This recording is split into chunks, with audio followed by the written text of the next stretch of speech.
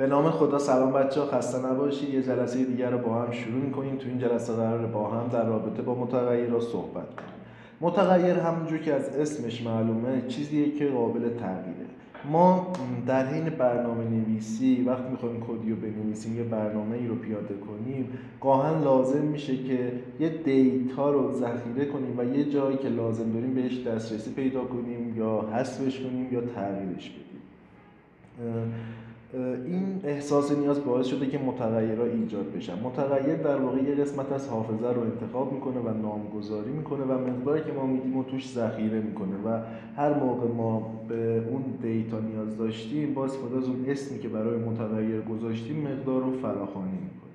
اینجا عبارت انگلیسی رو عیناً آوردم. In programming we often need a named storage location to store the data or values. Using variables, we can store the data in our program and access it afterward.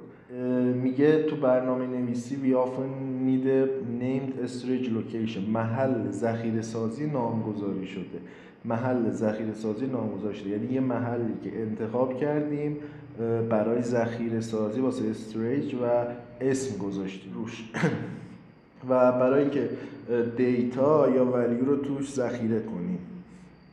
وقتی با وریبلز یا متغیرها سر و کار داریم میتونیم یه مقداری رو ذخیره کنیم و هر موقعی خواستیم بهش دسترسی پیدا کنیم. حالا میرسیم به اینکه تو زبان برنامه نویسی دار چجوری باید ارزم به حضور یه متغیر رو معرفی کنیم و اصلا یه متغیر چه المان‌هایی رو داره، چه مشخصاتی رو میتونه داشته باشه، چه چیزهایی رو میتونیم تغییر بدیم. ما برای اینکه متغیر رو معرفی کنیم اول باید بگیم چه نوعی متغیر، بعد یه اسم بذاریم و مقدار بهش بدیم. من اینجا گفتم یه قسمت از حافظه رو استفاده کن، متغیری از نوع ور که در رابطه با نوع متغیرها الان یه چند دقیقه دیگه با هم صحبت میکنیم، صبور باشید.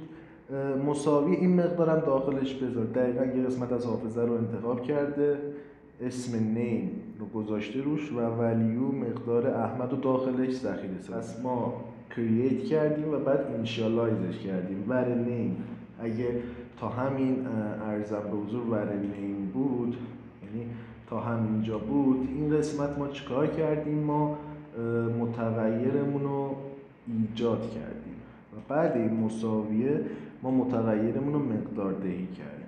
خب تا اینجای کار چی رو یاد گرفتیم؟ تا اینجای کار یاد گرفتیم که ما با استفاده از متغیر میتونیم یه دیتا رو در حین اجرای برنامه ذخیره کنیم و هر جا که خواستیم بهش دسترسی پیدا کنیم، حالا حذفش کنیم، استفاده کنیم از مقدار، تغییر بدیم مقدار، همه این کارا رو میتونیم انجام بدیم.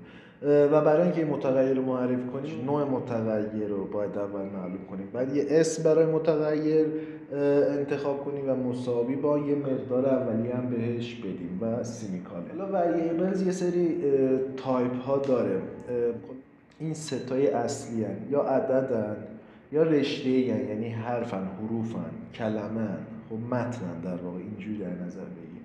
یا بولین هم. بولین هم چیه؟ یا تروه یا فالسه. کلا دو حالت داره، یا صفر یا یکه، یا تروه یا فالسه. خب نامبر ما کلمه کلیدیش نامه، ولی در واقع ما از این دوتا استفاده میکنیم، دبل و اینت. دبل برای اعداد اعشاری، اینت برای اعداد صحیح. استرینگ خالی واسه همون رشته و کلمه و متن و بول خالی برای بولینه. دقت کن استرینگ با حرف بزرگ نوشته میشه، بقیهشون با حرف کوچیک. حالا از هر کدوم هم یه مثال داره، اینا رو هم با هم چک کنیم. ببین دبل ویت مساوی 85 و نیم، ارزم به حضور تایپ مشخص کرده، اسم گذاشته و یه مقدار اولیه داده. اینت ایج مساوی 25. عدد صحیح ذخیره میکنم، محل ذخیره سازی اسمش ایج باشه و مقدار اولیه 25 باشه. یعنی شما باید اگه یه همچین کدی رو دیدید با زبان برنامه‌نویسی دارت نوشته شده، باید همین جملات تو ذهنتون بیاد. یه متغیری از نوع بول قراره یه مقداری رو ذخیره کنه که selected اسم اون محل ذخیره سازی و مقدار اولی هم تروه.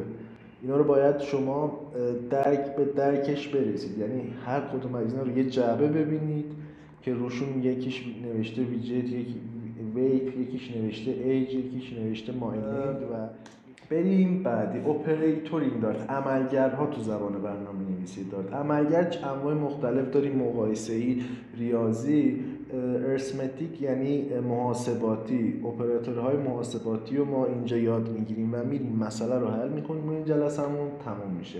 ببین ما جمع داریم، تفریق داریم، منفی کننده این میگم، ضرب داریم، تقسیم داریم. تقسیم رو ارزم به حضور صحیح کردم و آخری هم ببخشید آخری هم باقی مانده. ببین اولی عده جمعه، میدونیم که جمع ساده. دومی تفریقه. سومی منفی، میگه یه دونه منفی قبل یه عدد بیاد اونو منفی میکنه، این هم که چیز معلومیه. بعدی ضرب معلومه. بعدی هم تقسیمه. این معلومه. این دوتای پایین یکم توضیح لازم دارن که این یعنی divide return an integer result. divide که یه ارزم به حضور اینتیجر برمیگرد، یعنی باقی اعشاریشو نمی‌نویسه، یه عدد صحیح برمیگردونه و این علامت درجه هم get the remainder of an integer division مدل. باقی مانده یه تقسیم رو به ما میده، مثلا می‌نویسید 5 تقسیم بر 2 به ما میگه 1. خب حالا ما یه دونه این مسئله رو حل کنیم. اولا بهتون پیشنهاد میدم که برید سایت dart.dev و خودتون این مسئله‌ای که من اینجا نوشتم رو حل کنید و بیایید بعد با من چک کنید. اینجوری که برید فکر کنید و حدس بزنید و ارزم به حضور از مغزتون کار بکشید، یه اسکیل و مهارت خاصی به شما میده که بعداً قدر این مهارتتون رو بیشتر میدونید. حالا من شروع میکنم به حل کردن. میگه نمرات یه دانش آموز در 3 درس به شهر زیر میباشد. با استفاده از زبان برنامه تعداد برنامه بنویسید تا معدل دانش آموز رو حساب کنه. میگه 3 تا نمره داده به ما: ریاضی، زبان، تاریخ. 20 17 14 هر کدوم و ارزم به حضور به ما میگه معدلش رو حساب کن و نمایش بده. خب وارد سایت dart.dev میشیم و میایم قسمت ترای دارتش هرچی داره رو پاک میکنیم و میایم مینویسیم main پرانتز باز و بسته براکت باز و بسته و کدمون باید داخل این بنویسیم. حتما همزمان با من بیاین کد رو بنویسیم و بعدش اعداد و اینا رو عوض کنید، هی تمرین کنید، باش کلنجار برین که بتونین یاد بگیرین. ببین ما یه دبل داشتیم، دبل مس مساوی 20. یه دبل داشتیم، دبل لنگ برای لنگویج مساوی 17 و یه ارزم به حضور دبل هیستوری داشتیم، هیستوری اونم مساوی 14 بود. اوکی. برای اینکه اینا رو ما دبل مشخص کردیم باید دات صفریه که ممیز بذاریم که هندل میکنه اینا رو، ولی ما دات صفر رو بذاریم بهتره.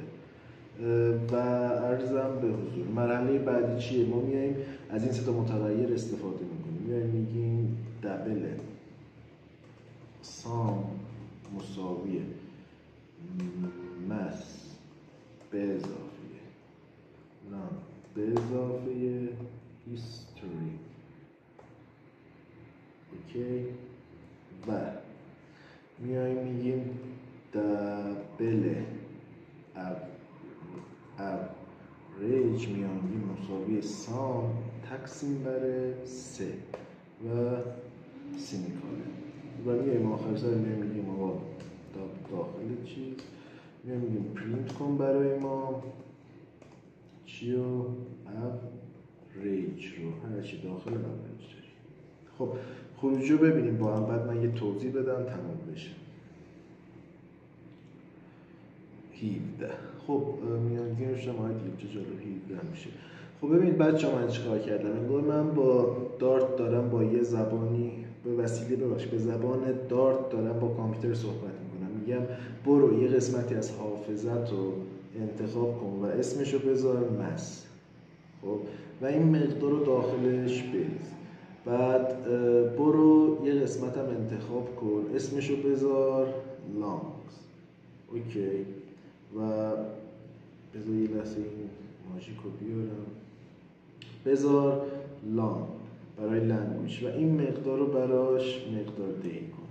برو یه قسمت از حافظه رو انتخاب کن، اسمشو بذار هیستوری و این مقدار رو براش 14 براش در نظر بگیر. حالا برو دوباره یه مقدار از حافظه رو انتخاب کن، یه قسمت از حافظه رو انتخاب کن، اسمشو بذار سام و نوعی که قرار داخلش ذخیره بشه دبل. مساویش کن، هرچی داخله ببین این مهمه. برو مس رو بریز داخل این. مس چیه؟ میگیم یه متغیره. اینجا سیستم کامپایلر میره داخل حافظه، یه قسمتی از حافظه است که انگار همون کارتونی که روش نوشته مس، اونو پیدا میکنه و داخلش هرچی مقداره اینجا قرار بده. اینجا میذاره 20، بعد اینجا میذاره 17، بعد اینجا میذاره 14. اینا رو جمع میکنه میریزه داخل یه متغیر دیگه و اوریج هم که همین رو تقسیم بر 3 میکنه میشه اوریج، بعد پرینت میکنه. همین به همین راحتی مفهوم متغیر استفادهش در حین کدم براتون مثال زدم. خب حتما این قسمت حل کردنشو حداقل 2 بار ببینید و دوباره خودتون کد بزنید با نمرات متفاوت و حتی شیوه های متفاوت. مثلا میتونید تعداد درس رو زیاد کنید و از کلمه کلیدی ور استفاده کنید که کامپایلر خودش پیدا کنه اینو. ارزمان پرینتش میتونید بگید معدل مساوی و اوریج آف اسکار مساوی این و فلان بهمان. اینجوری میتونید بازی کنید باش تا دستتون بیاد چه قراره. پس ما داخل مین پرانتز بازو بسته براکت بازو بسته کدمون رو می‌نویسیم، کدی که قرار رام بشه. اول 3 تا متغیر معرفی می‌کنیم، بعد این 3 تا رو جمع می‌کنیم و تقسیم بر 3 می‌کنیم و نشون میدیم. این شد حل مسئله اول. خب همین رو من تو تلگرامم واسهتون داخل کانال میذارم. تموم شد.